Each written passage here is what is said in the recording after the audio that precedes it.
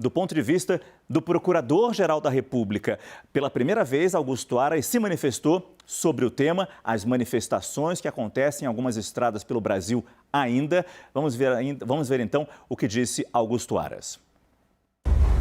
Brasileiras e brasileiros, paz e bem, nós do Ministério Público Brasileiro estamos empenhados na preservação da liberdade de expressão de forma pacífica e ordeira, em locais públicos, sem armas, como diz a Constituição.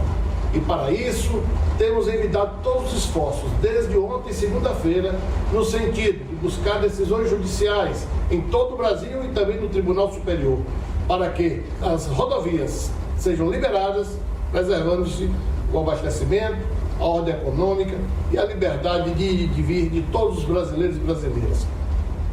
Paz e concórdia. Bom, eu creio que era uma entrevista coletiva, foi um pronunciamento curto, extremamente simples e até direto, né, Fux? Eu acho que ele não deixa espaço para interpretações aí. Não, acredito que não. Ele deu o recado, né, no sentido de que essa situação seja resolvida, né, e de encaminhar as coisas institucionalmente. Acho que isso é fundamental. Podia ter falado isso ontem também, né? Demorou, como dizem por aí, né? Mas vindo dele, você se espanta de demorar? Não. Assim como o presidente demorou também, né? Houve uma demora generalizada em tomar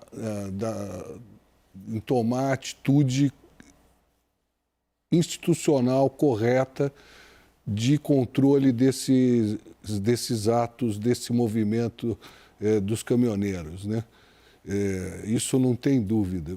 E é mais uma vez interessante que é preciso o Supremo, e aí se questiona se o Supremo está agindo fora das suas prerrogativas, convocar a Polícia Rodoviária Federal e polícias militares para demover esses caminhoneiros, retirá-los das pistas, limpar aquelas pistas.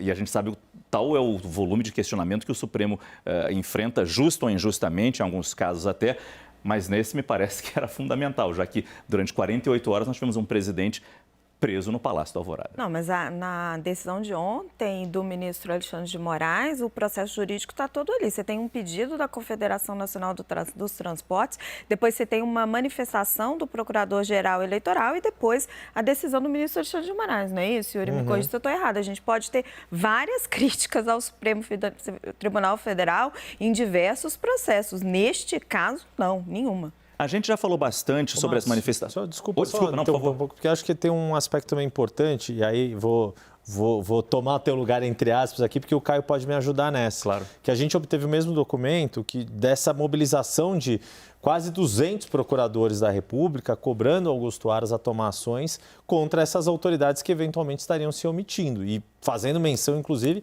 ao papel que o presidente da República tem num processo como esse. Porque toda essa obstrução das estradas Brasil afora, com um viés político muito claro, traz bônus e ônus políticos.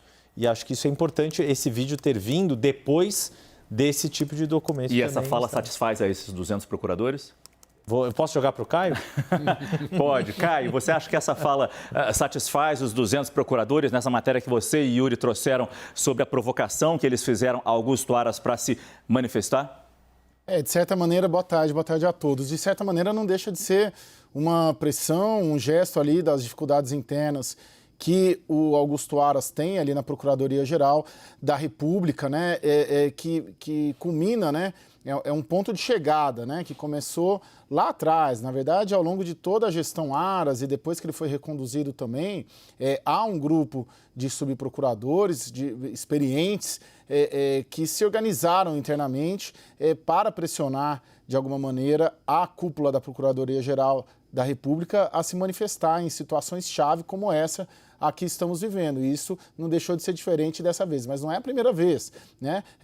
Isso frequentemente acontece, ocorre, e a Procuradoria-Geral da República vive, o Ministério Público Federal vive sob esse estresse interno durante toda a gestão Aras. Márcio. Falando do discurso de Jair Bolsonaro, eu quero muito ouvir o Caio, já que ele estava lá no Palácio da Alvorada no momento daquela fala. Mas é importante ouvir o Felipe também sobre o pronunciamento de Augusto Aras e a posição da Procuradoria nesse momento de ainda termos manifestações acontecendo agora pelo Brasil. Olha, Márcia, a única coisa que eu acho mais estranho do que o Augusto Aras dizendo que vai agir, que vai trabalhar, seria vê-lo agindo e trabalhando. Ele foi muito omisso ao longo dos governos de Jair Bolsonaro e Jair Bolsonaro sempre adorou isso. Aliás, esse é o outro aspecto do pronunciamento do presidente que eu queria abordar.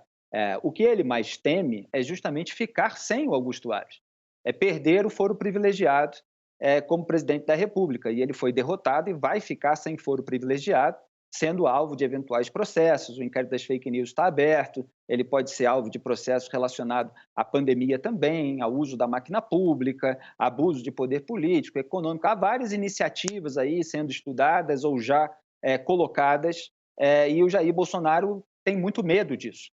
Então, assim, o sonho do Bolsonaro era conseguir algum tipo de garantia de blindagem ou de anistia preventivamente para nunca ir preso ou para que seus filhos nunca sejam em eventuais retomadas de investigações sobre gabinetes passados.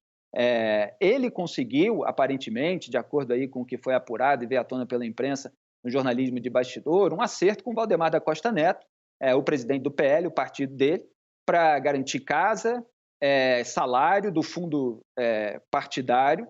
Vários políticos aí que estiveram em campanha estão recebendo mensalmente, né? Alguns recebem mais de R$20 mil do fundo partidário. Então, Jair Bolsonaro provavelmente vai ter algo nesse sentido, a gente vai precisar verificar o valor. E advogados, também pagos com fundo partidário. E aí tem até um aspecto interessante, porque o Jair Bolsonaro, como presidente, sancionou um item num desses pacotes que permitia justamente que advogados de políticos fossem pagos com o fundo partidário, que é com o dinheiro do povo, né? O que eu critiquei na ocasião, porque às vezes o político é acusado por um mal feito, eventualmente por um desvio, ele vai se defender usando o dinheiro do próprio povo que eventualmente ele prejudicou. Então era isso que Jair Bolsonaro estava negociando nos bastidores, aparentemente, enquanto diversos manifestantes estavam na rua com essa ilusão de retomada do poder, de não aceitação, e aí chega o Jair Bolsonaro, reclama um pouco dos métodos, mas não faz nenhuma força para desmobilizar, ele gosta,